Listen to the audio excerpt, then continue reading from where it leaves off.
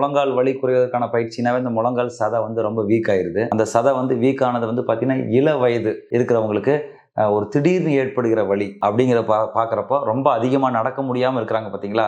திடீர்னு ஒரு ஸ்ட்ரெயின் ஆகி நடக்க முடியாமல் அடிபட்டு வர்றவங்களுக்கு அந்த எக்ஸசைஸ் பண்ணக்கூடாது. அவங்களுக்கு ஃபஸ்ட்டு ட்ரீட்மெண்ட் பார்த்தீங்கன்னா rest, ice, compression bandage, socks மாதிரி போட்டுக்கிறது, தலகாணி வச்சு காலை மேலே தூக்கி வச்சு படுப்பது, சமணங்கால் போடாமல் குத்த வச்சு குறாமல் பார்க்குறது. இதுதான் அதுக்கு அக்யூட் ஃபேஸ்.